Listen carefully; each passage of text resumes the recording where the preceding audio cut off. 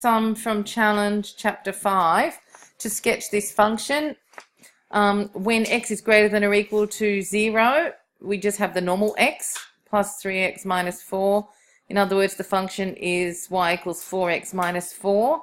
And for x less than 0 or less than or equal to, it wouldn't matter, we've got y equals, what do I do here for the absolute value? Negative x plus 3x minus 4, which is y equals 2x minus 4. So we've got two functions there on our graph.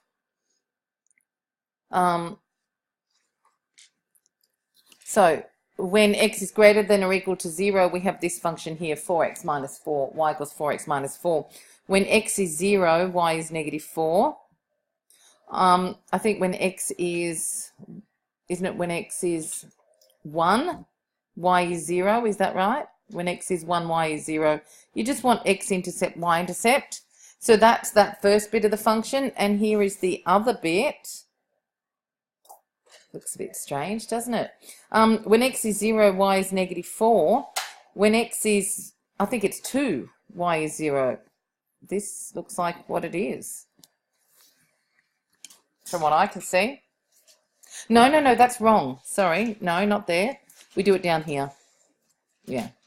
So when x, sorry ladies, so when x is less than 0, say for example when x is negative 1, you'd get y is negative 6. I'll make this is negative, yeah.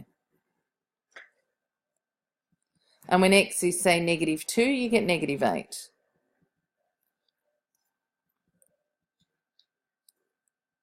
There we go.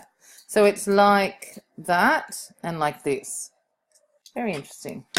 Okay, so we've got this line, this function for x greater than 0, and the other function for x less than 0, or less than or equal to. It's fine because when x is 0, y is negative 4 for both equations. So the equation of this line is y equals 4x minus 4. The equation of this line is y equals 2x minus 4. Mill function, you should be able to recognize what the graphs are. The first one is this is y equals 2x plus 3, straight line, gradient 2. The y-intercept would be 3, but you're not going to have the y-intercept because you're only sketching from when x is greater than 2. From when x is negative 2, negative 1, 0, 1, 2, and any values in between, you've got the function y equals 1, which is a horizontal line. And when for values of x less than negative 2, you sketch y equals x squared. So you're sketching 3 types of functions on the one graph. That's what a piecemeal function is. So what I would also do, apart from looking at these values that they've asked you to find for those particular x values, I'd be working out the endpoints. I'd be looking at, for example, when x is 2 as well, you need to look at the value of, I know this is for x greater than 2, so you have an open circle there, all right? But let's just have a look. So we're going to start, let's look at what the function of 3 is anyway. What's the function of 3? Anyone? You get 2 times 3 plus 3 is 9. Function of negative 4 will belong to the parabola one. It's negative 4 squared, which is 16. And the function of 0 is, well, that's going into this one. What do you get? What's the function of 0? 1. Okay. So I'm going to do some more values. Even though x can't equal 2 here, when x does equal 2, what value would you get? 7. We're going to have an open hole at around 7 for the first function, all right? Because that is where the curve would be. So for the straight line graph, when x is 2, you do get 7, but we only do for x greater than 2. So what we've got is the following.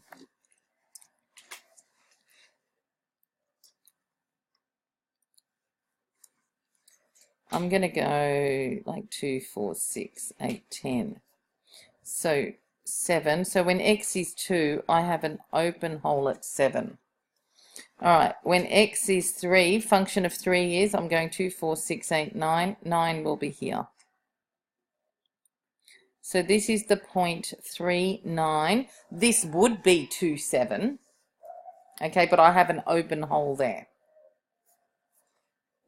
I'm going to put it as 27, but there is an open hole there. All right, so this line has a gradient of 2, and if it did continue down here, it would have a y-intercept of 3, but it doesn't continue down there. Then I've got from the values -2 through to, sorry, +2 through to -2, my function is function of x equals 1. So it's like the line y equals 1, including the endpoints. That is a straight horizontal line, colored in ends. Okay, so I have my line. This is the graph y equals 2x plus 3. But I have an open circle when x is 2. This is my function of x equals 1 or y equals 1 from -2 through to 2. And then for any values of x less than -2, I have a concave up parabola. So when x is -2, what value would I have got? 4. So I have an open hole. Then let's do some other values. Now they did ask you for, you know, normally x squared looks like this, guys, doesn't it? Y equals x squared, but we're not doing this part. We're doing the rest of it up there. Okay, so yes, it is x squared, but you don't draw the whole thing. When x is -3, you get -3 squared is +9. I can't fit -416, but it's up there somewhere. Okay, I am just going to put -3,9 on my graph bar. Okay, and if I had the room, I would put, so make sure this looks like a parabola. So that's part of y equals x squared. That's the parabola. This is a straight line. This is a concave up parabola. This would have been the point -24, but it needs an open circle. We okay with that? How do we know it's an open circle? X is less than -2. And there's obviously a big discontinuity in these curves at x is 2 and x is -2. So you're just sketching each function in the domain for the x values that they've given you. Okay, that's all a piecemeal function is. Shade the region bound by these two curves. You're sketching y equals x minus 5 and y equals x squared plus x. Remember, isn't that just x bracket x plus 1? Concave up parabola cuts at. You let y equal 0. This is a concave up parabola that cuts at x is 0 and -1. That's all. So you sketch these two curves. Y equals x minus 5 is a curve. It looks like this if you were to sketch it. So y equals x minus 5 is that. And then y equals x squared plus x. X is a common factor. Factorize out. Cuts at 0, -1. Concave up or down. Concave up. Now, just wondering where these curves are going to cut in a minute, or they may not. You can put, if you want to see if they ever meet, you'd put x squared plus x equals x minus 5 if you want to see if they ever meet. So x squared plus x equals x minus 5. Try and solve that. You get x squared, don't you get equals -5? That's got no solution.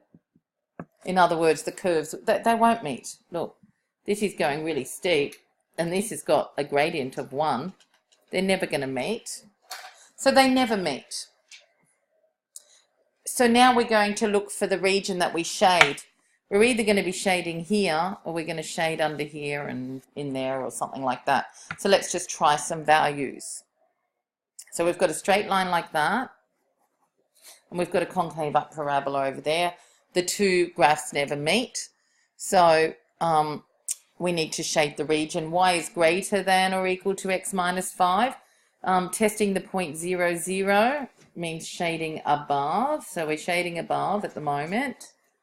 And for the parabola, obviously we can't check 0, 0, but we could do something like -1, 1. would be in here somewhere. Or you could do 0, 1. That would be a good one. 0, 1's a good one, actually, for the parabola. So let's do 0, 1. When x is 0, y is 1. Is that true? False. We're testing 0, 1. That doesn't work. So it's obviously below. So it's like that. So it's below the parabola, but above the line. So it's all in there. I mean, if you want, you can test something like negative 2, 0. When x is negative 2, you get 4 minus 2. That's 2 is greater than 0. That works. All right, so it's this.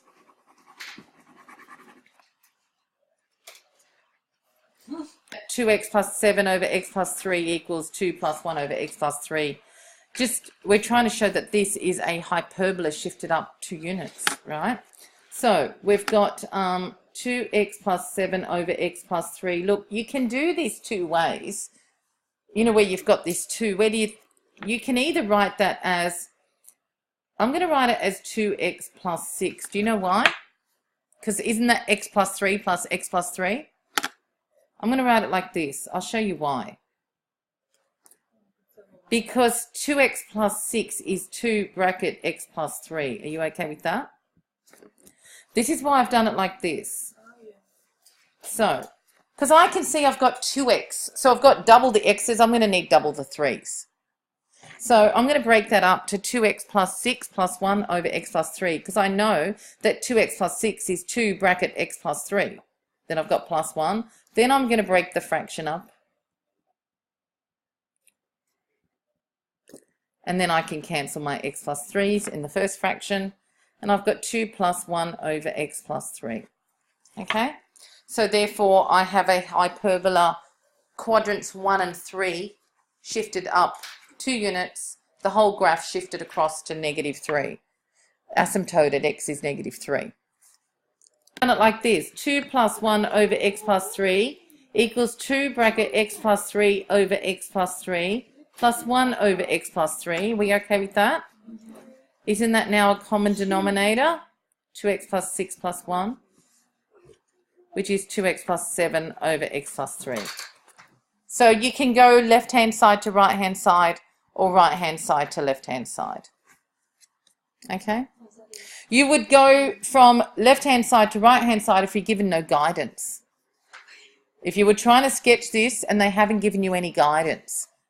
Okay? Just sketching that, it's a positive hyperbola in quadrants 1 and 3, shifted across left 3 units with an asymptote at x is negative 3 and shifted up 2 units. And so therefore your domain is all real x not equal to negative 3, and your range is all real y does not equal 2. Sketch this function, y equals absolute value of x over x squared. We know that x can't equal 0. So for x greater than 0, we've got y equals x over x squared, which simplifies to y equals 1 on x. So we've got the function y equals 1 on x. For x greater than 0, in other words, it looks like this, right? When x is... And for x less than 0, we know that x can't equal 0, all right? We've got y equals, what do I write? 1. Negative x on x squared by the definition, which is negative 1 on x, which is the negative hyperbola. But you're only allowed to sketch it for values of x less than 0. Isn't that this one? Wouldn't that have... So the first one, wouldn't it have been there and there, but we don't sketch quadrant 3 because we only sketch y equals 1 on x for positive values of x. It would have been quadrants 1 and 3, but we don't sketch quadrant 3 for the first one. Do you understand why? Because it's only for values of positive x values. For this second one here, when x is less than 0, y equals negative x on x squared, which, simplifying, you get negative 1 on x. But we're only allowed to, this is a hyperbola quadrants 2 and 4, but we're only allowed to sketch for negative values of x, not, we can't get the quadrant 4 one, we can't draw it, because otherwise I'd be substituting in positive values of x to draw that one. All right. Do we get it? So I don't sketch these. I would have, but I don't. Because I'm only allowed to substitute positive values of x for this first one, and I'm only allowed to substitute negative values of x for this other one. If you were to sketch these, if you were asked this question, you must give me a point on both sides, please. All right? 2 points on the curve altogether, at least. All right?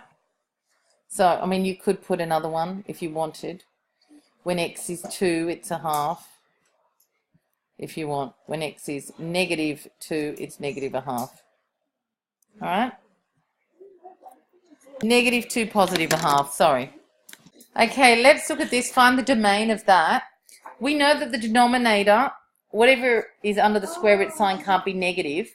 You could have 0 under the square root, but because it's on the denominator, you can't have 0 under the square root sign. So therefore, 4 minus x squared is greater than 0. Now this is a quadratic function. It's got an x squared in it, and it's an inequality. Greater than, less than, etc. You can only solve that by factorizing and sketching. So to factorize that, isn't that 2 minus x, 2 plus x is greater than 0? When you see this 4 minus x squared is greater than 0, you have to look at that and say that's a concave down parabola. The y-intercept's 4, because that's y equals negative x squared plus 4. We can see the x-intercepts are 2 and negative 2. Look, I don't need the vertical axis. But it looks like this, 2 and negative 2. And I need this curve to be greater than 0. So is just the 1 mean nothing? We're just finding the domain of this. We're not sketching it yet. So we're just seeing what values, find the domain of means what x values are you allowed to have. Now we know that 4 minus x squared has to be positive, and it cannot equal 0 because it's on the denominator. So we're trying to find what values of x satisfy this. 4 minus x squared greater than 0. Sketching that as a concave down parabola, x-intercepts 2 and negative 2. You tell me what the solution is. X is in between negative 2 and 2. Now, if you want to find out what y values this takes on, that's not the answer. You would start with something very close to positive 2. Don't worry about the negative side. You're going to get the same answer. So you might do something like 1.99, and you would do 0. Because, look, your answer for 1.99 and negative 1.99 is the same. Your answer for positive 1 and negative 1 is the same. Okay, so I would do 0. So when x is 0, let's look for a range. If you were to sketch this, for example, I would be looking at when x is 0. That's going to give me the biggest that underneath the square root could ever be. Yes or no? When x is 0, you get y is 1 over the square root of 4, which is a half. When x is something like, I'm not allowed to put in negative 2 or positive 2, but I can put like x is 1.99 or something. It's 1 over something really small. Square root of 4 minus 1.99 squared. What do you get? Something big. Etc. Do you think you'll ever get smaller than a half? So I think this range is y is greater than or equal to a half. You're allowed to have x is 0. Why don't you, just to be sure, why don't you try something like x is 0.1? You should be getting something bigger than a half. All right, so when x is 0.1, so the very biggest that the denominator can be is square root of 4. But try x is 0.1. You should get somewhere between a half and 5. 0.5006, etc. Okay, so was that 0.1 or 0.01? Whatever. Yeah. So it looks like your range, and they haven't asked for it, but it would be y is greater than or equal to a half. Because you get y is a half when x is 0, and then any other value between 0 and 2 gives you just bigger values of y.